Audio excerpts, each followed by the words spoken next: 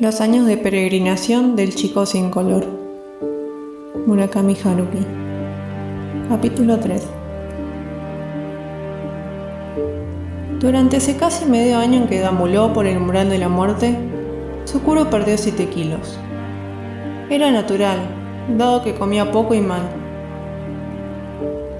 Desde pequeño había sido más bien de facciones redondas, pero ahora estaba demacrado.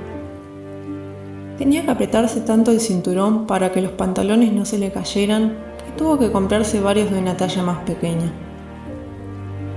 Al desnudarse, las costillas se le marcaban tanto que parecían una jaula barata para pájaros.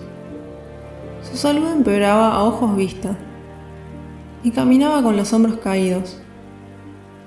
Las piernas, largas y descarnadas, parecían las patas de un ave acuática. Era el cuerpo de un anciano. Eso pensó cuando por primera vez en mucho tiempo se miró desnudo en el espejo. El cuerpo de un moribundo. Parece que estoy al borde de la muerte, pero no puedo hacer nada, se dijo mientras se contemplaba. Porque realmente, en cierto sentido lo estoy. Porque he vivido aferrándome trabajosamente a este mundo. Y ahora, a la menor ráfaga de viento, igual que una muda de insecto que cuelga de la rama de un árbol, podría salir volando y perderme para siempre. Y aquello, el hecho de que pareciera al borde de la muerte, le afligió profundamente. Y contempló sin descanso su cuerpo desnudo reflejado en el espejo. Como quien no puede apartar la vista de las imágenes del telediario que ilustran la tragedia que vive una región lejana afectada por un gran terremoto o una espantosa inundación.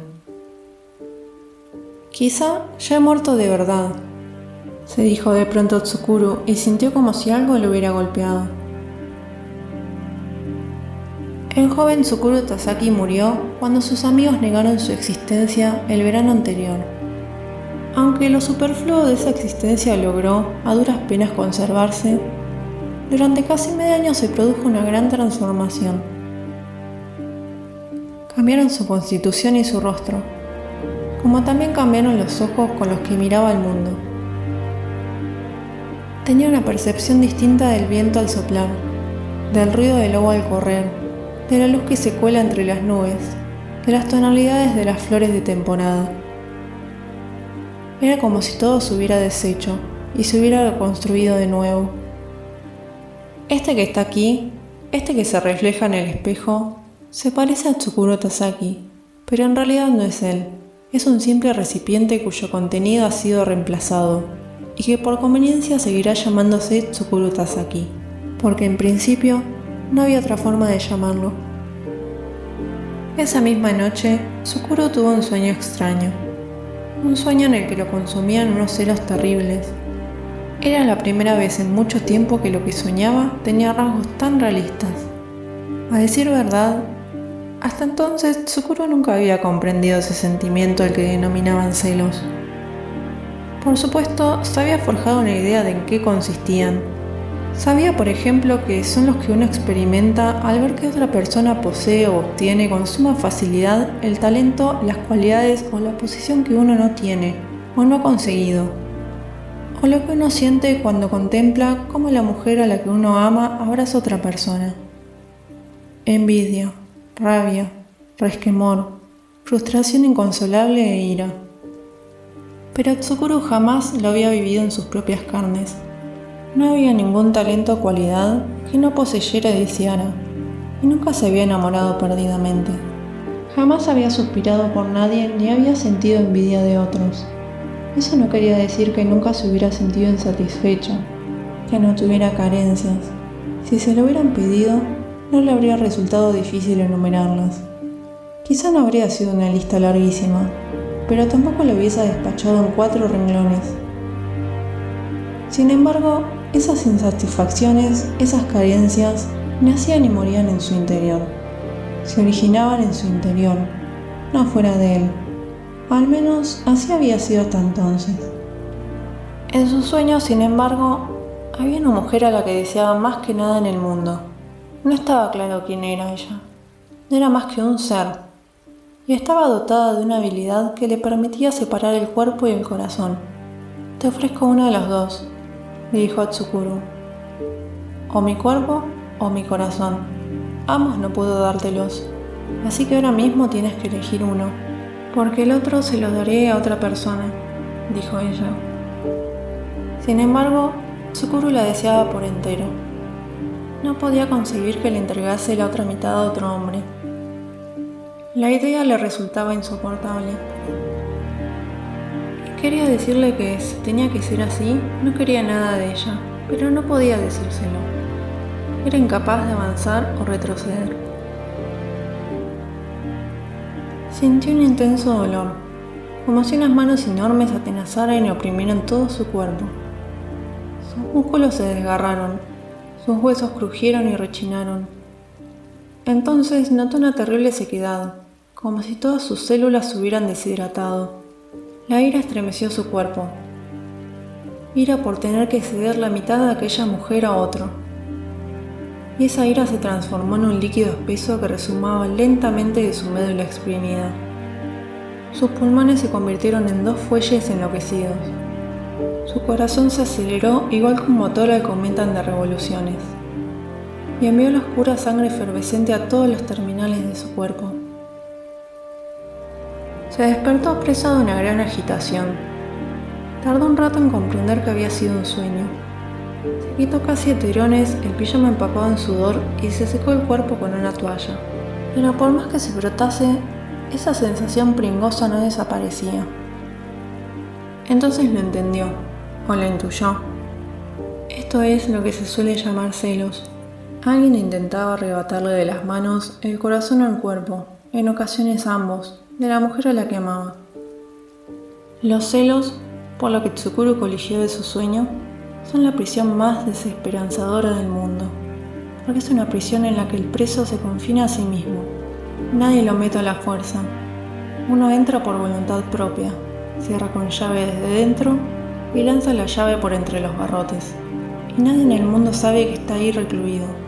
Naturalmente, si se decidiera salir, podría hacerlo, porque la prisión está en su interior. Pero no se decide. Su corazón se ha vuelto duro como un muro de piedra. Esa es la esencia de los celos. Tsukuru sacó el zumo de naranja de la nevera. Se sirvió un vaso y se lo bebió. Estaba sediento. Luego se sentó a la mesa y mientras observaba por la ventana al exterior, que poco a poco iba clareando, recompuso su mente y su cuerpo, sacudido por el embate de aquella marejada de sentimientos.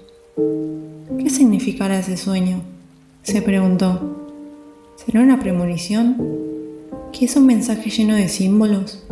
¿Estará intentando revelarme algo a mí mismo? ¿Será que mi yo que desconozco, trata de romper el cascarón y salir por la fuerza?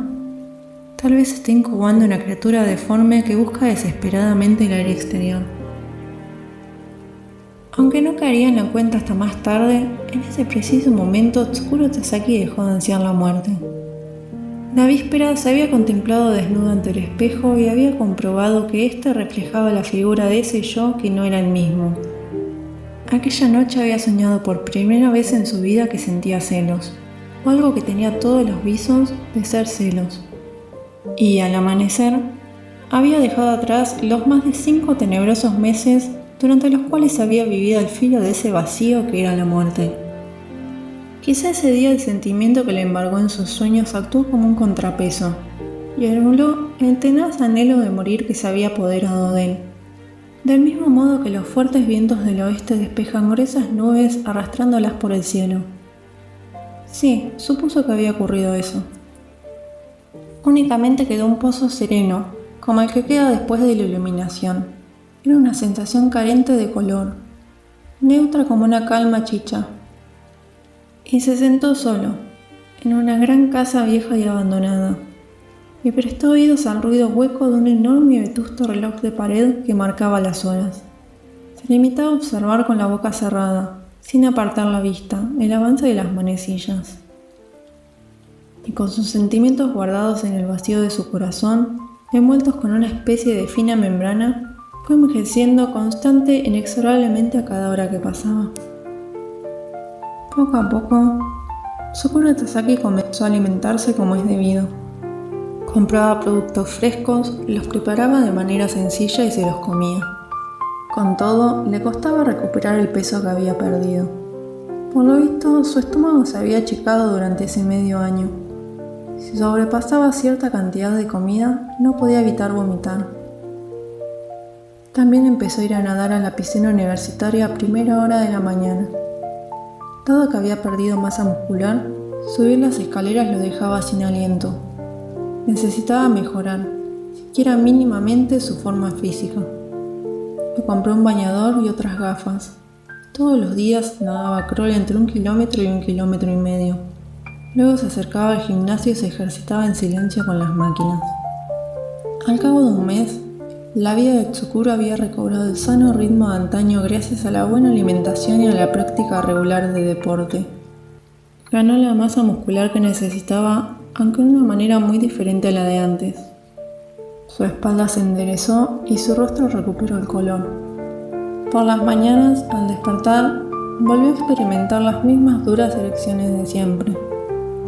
Justo entonces, su madre decidió viajar a Tokio, algo inusitado en ella. Probablemente la movía su preocupación por el comportamiento un tanto extraño de Tsukuro y el hecho de que su hijo no hubiera vuelto a casa durante las vacaciones de fin de año.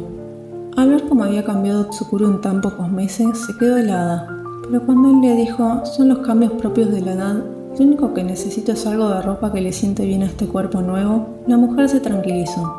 Tal vez fuera, efectivamente, un paso más en el proceso de desarrollo de un chico. Ella se había criado entre hermanas, y después de casada se había acostumbrado a ver crecer a sus hijas. No sabía nada sobre cómo se desarrollan los chicos. Por eso lo acompañó de buena gana a unos grandes almacenes y le compró ropa. A ella le gustaban las marcas Brooks Brothers y Polo. Tiró y donó las prendas viejas de su hijo. También el semblante de Tsukuro había cambiado. Al mirarse en el espejo ya no veía aquella cara rolliza de chaval, proporcionada a su manera pero del montón.